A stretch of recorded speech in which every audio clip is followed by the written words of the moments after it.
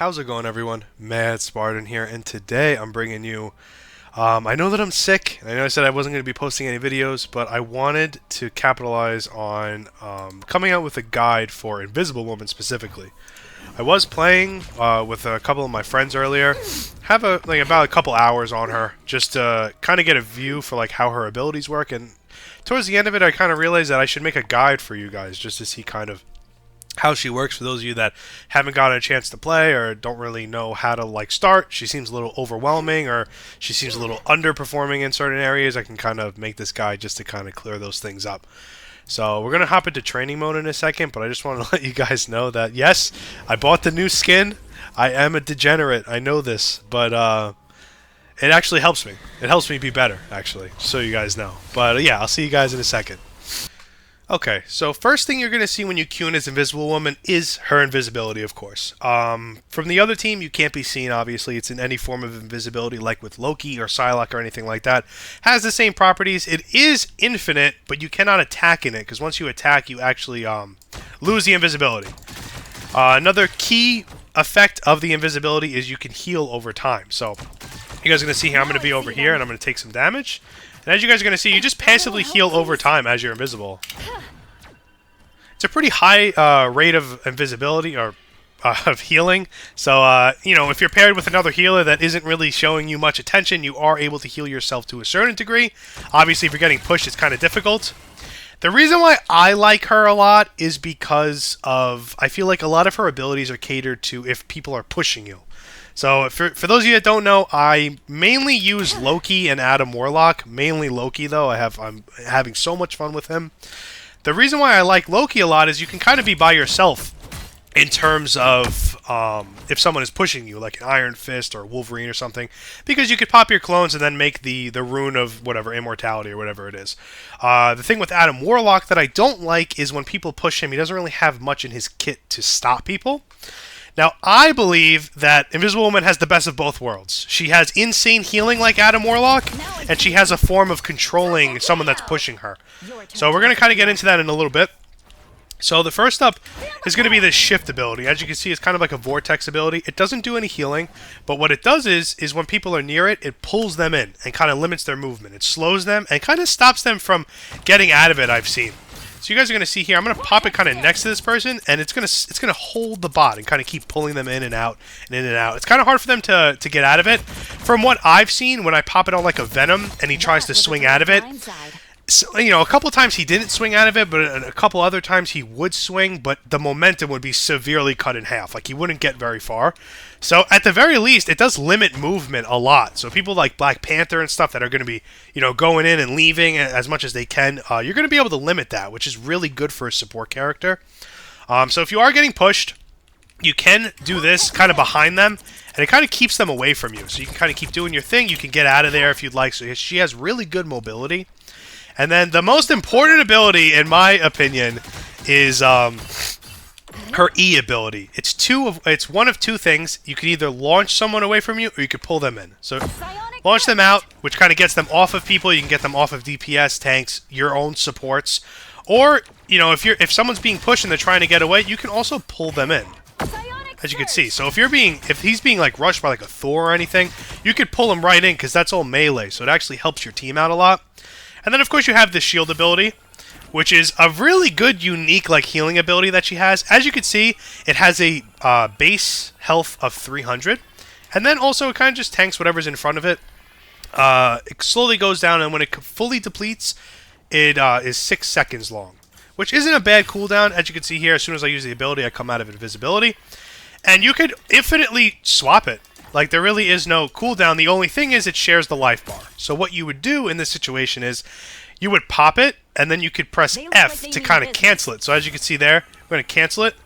And it only is on 1 second cooldown, because it kind of depends on how much health it has. So, like, for example, if you use it on someone and it has 300 health and you get rid of it at 300, there actually is no cooldown. So you can kind of just do that. I don't really know where that would be kind of beneficial, because you're better off just cycling it to someone else.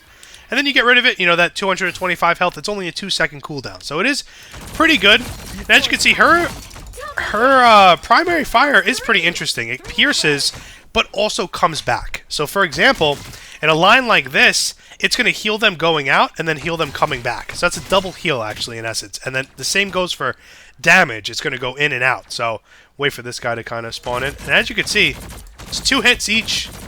Your turn to disappear. And it's pretty good. Her damage isn't amazing. Obviously, she's a support character. She's not supposed to be amazing.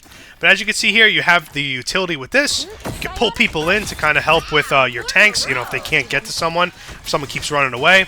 If someone starts to push you or you want to keep people together for your tanks, you can pull them in together like that, which helps with, like, ultimates or anything like that. And then, speaking of ultimates, she has an insane ultimate. Absolutely love it.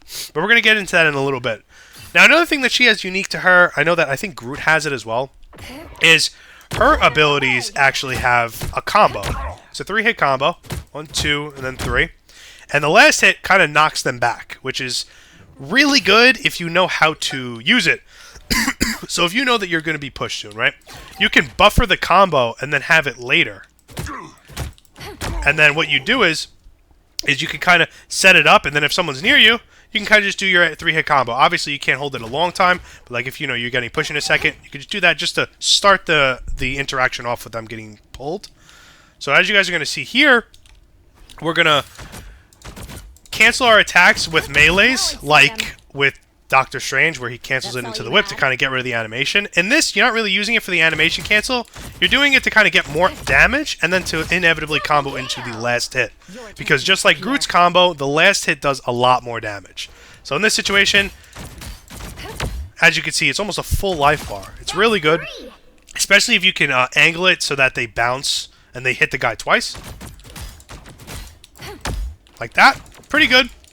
Her combo is pretty interesting. It's kind of hard to buffer. You'll kind of start to get the hang of it of how long you can buffer it for. And then, like that. You know, it's kind of like that. Her ultimate, insane. Insane ultimate. From the outside, your enemies can't be seen. Your enemies can't see you. Obviously, we can see because they're teammates. But they can't see where they're shooting. Obviously, they're going to still shoot in a straight line. Nothing really you can do about that. But as you can see, it makes people invisible. So people that aren't in the circle can't see what's happening inside. And then when they go inside, there really is no benefit to doing that either because you passively heal while you're in it. There's really nothing you can do about it. It's an insane ultimate. It can keep you on objective indefinitely, you know, for the whatever the 8 or 10 seconds that it's on. You passively heal over time. You're invisible. It's very threatening to go in. Like, if you're an enemy, you're not going to want to go in there because you don't know what's going on in there. And even if you do, you know, if you have like a Moon Knight that's like setting up an Ankh or anything like that, he's not going to be able to kill any of you. So it doesn't really matter.